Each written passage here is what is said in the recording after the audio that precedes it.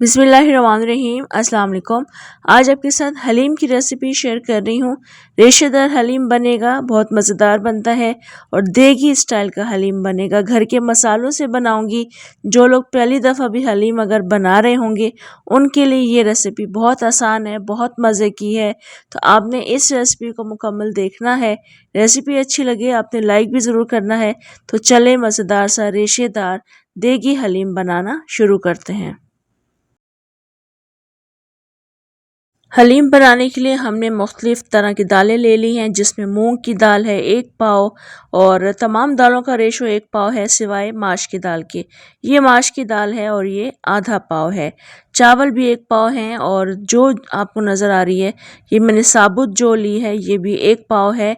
चने की दाल 1 पाव है, गेहूँ 1 पाव है और मसूर की दाल 1 पाव है। यानी ये टोटल 7 चीज़ें हैं जो आपको अपने हलीम में शामिल करनी है। ये तमाम दालें मैंने बीन ली हैं। अब इनको हमने पानी से अच्छी तरह से धोना है। जब तक साफ़ पानी ना हो जाए तब तक आप इसको मत भिगोइएगा। साफ़ पानी के साथ इसको हम भिगो कर रख देंगे। चाहें तो आप इसको ओवरनाइट के लिए भी रख सकते हैं और 4-5 घंटों के लिए भी रख सकते हैं। मैंने भी इसको 4-5 घंटों के लिए भिगो कर रख दिया था। तो अभी मैं इन दालों को धो लेती हूँ और उसके बाद इसे भिगो कर रख दूँगी। तो यहाँ पर आप देख सकते हैं दालों को मैंने धो लिया है। अब इसे मैं 4-5 घंटे के लिए भिगो कर रखूँगी और उसके बाद की कंडीशन मैं आपको दिखाऊँगी। तभी इन दालों को भीगते हुए 4 से 5 घंटे हो चुके हैं। दालें काफ़ी अच्छी फूल चुकी हैं। बस अभी इसका ये वाला पानी हम डिस्कार्ड कर देंगे और दूसरे साफ़ पानी के साथ इनको हम गलने के लिए छोड़ देंगे। चाहे तो आप इसको कुकर के बगैर गला सकते हैं, मगर मैंने इनको कुकर में गलाया था। तो तमाम दालों को हम कुकर में ऐड कर देंगे। दालें ऐड करने के बाद हमने इसमें ज़्यादा एक्स्ट्रा पानी शामिल करना होता है।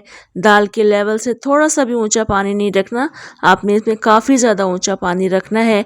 क्योंकि दालें जब पकती हैं कुकर में तो ये नीचे बैठ जाती हैं और नीचे से जलना शुरू हो जाती हैं। तो पानी आपने ज़्यादा रखना है और इसको मिक्स कर लेना है। साथ साथ आपने इसमें नमक ऐड करना है। मैंने इसमें फ़िलहाल 4 टीस्पून नमक ऐड किया है और 4 टीस्पून इसमें हल्दी ऐड कर रही हूँ। बाकी हम बीफ के साथ ऐड करेंगे। तो यहाँ पर इन दोनों चीज़ों को अच्छे तरीके से मिक्स कर लेंगे। यहाँ अगर आप अदरक और लहसुन का पेस्ट ऐड करना चाहते हैं तो वो भी ऐड कर सकते हैं। बस अभी इन दालों को मिक्स कर लिया है, चूल्हे पर रख दिया है। पकना शुरू होंगी तो हम इसका प्रेशर लगाएंगे और ज़्यादा आपने प्रेशर नहीं लगाना है। आपने इसको सिर्फ 10 से 15 मिनट का प्रेशर देना है। इससे ज़्यादा अगर आप प्रेशर देंगे तो दालें हो सकता है नीचे से लग जाएंगी। तो अभी हम इसको कवर करके रख देंगे और 10 से 15 मिनट के बाद मैं आपको इसकी कंडीशन दिखाऊंगी। दालों को मैंने 15 मिनट का प्रेशर दिया था। अब मैंने 15 मिनट के बाद इनका प्रेशर भी रिलीज़ कर दिया। मैं दालों को मिक्स भी कर चुकी हूँ।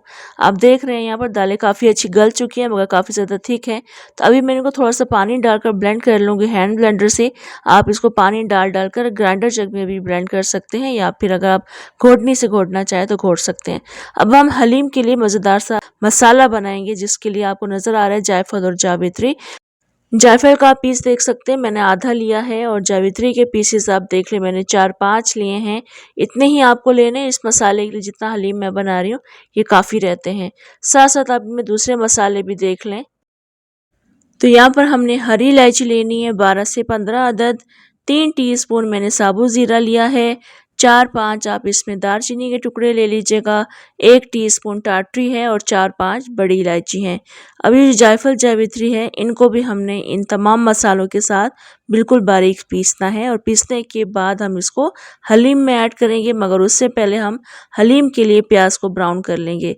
तो कुकर में हमने गोश्त को गलाना है और कुकर में मैंने तकरीबन 3/4 कप के बराबर तेल शामिल किया है और एक बड़ी प्याज को बारीक काट कर शामिल कर दिया है।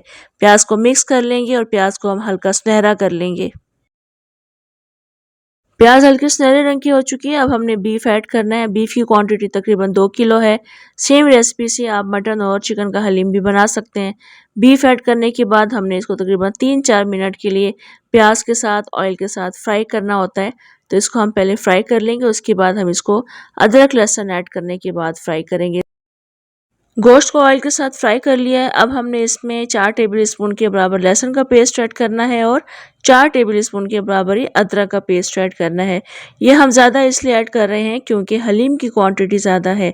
तो अभी बस इसको हम मिक्स करेंगे और 4-5 मिनट के लिए अदरक लहसुन के साथ भून लेंगे। तो अदरक लहसुन के साथ पकते हुए 4 से 5 मिनट हो चुके हैं। अब हमने इसमें मज़ीद स्पाइसेस ऐड करने हैं।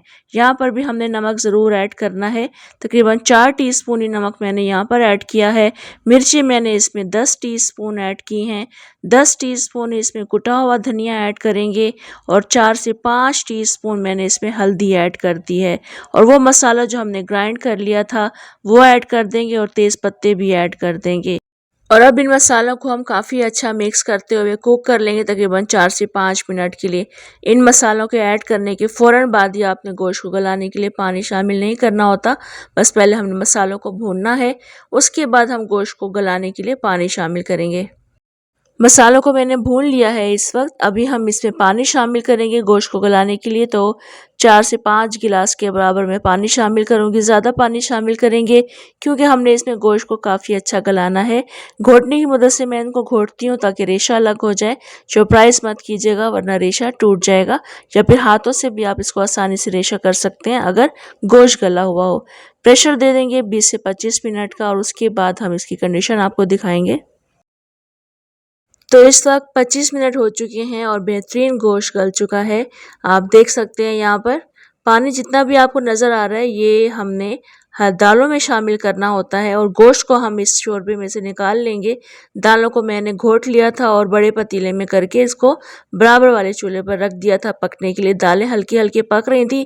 जब तक दालें मैंने ग्राइंड की हैं पक रही थी तब तक मैंने गोश्त को भी गला लिया है। आप देख लें यहाँ पर इसकी थिकनेस बिल्कुल परफेक्ट है और जो शोरबा हमने गोश्त का बनाया था वो सब हम इसमें ऐड करेंगे और इतनी देर में हम इसमें बीफ को रेशा कर लेंगे।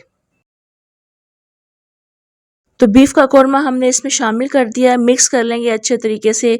चूल्हा आपने नीचे बिल्कुल हल्का रखना है और चम्मच चलाते रहना ताकि दालें नीचे से ना लगें।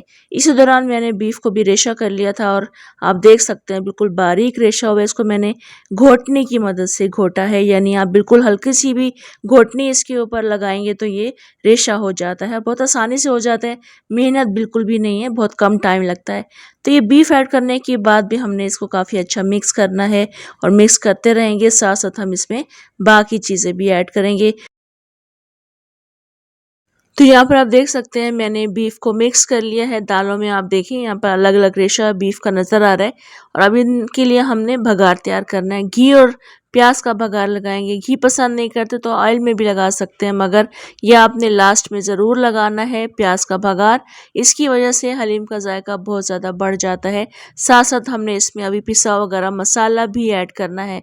गरम मसाला और प्याज का भगार ये दो चीज़ें आपने बिल्कुल लास्ट में ज़रूर ऐड करनी होती हैं। तो बस हलीम के हिसाब से मैंने इसमें 3 से 4 टीस्पून गरम मसाला पाउडर ऐड कर दिया है। अच्छे तरीके से इसको मिक्स कर लेंगे। चूल्हा बंद नहीं करना है आपने, चूल्हा जलता रहेगा, हल्की आंच पर ये पकता रहेगा। मिक्स करते रहेंगे जब तक, और उसके बाद हम इसको डिश आउट करेंगे। तो ये देख सकते हैं आप तमाम मैंने मिक्स कर लिया है भगार को और रेशा आपको अलग नज़र आ रहा है बीफ का। बहुत ज़बरदस्त ये हलीम बना था, बिल्कुल देगी हलीम बनकर तैयार हुआ था। तो बस अभी हम इसको डिश आउट करते हैं।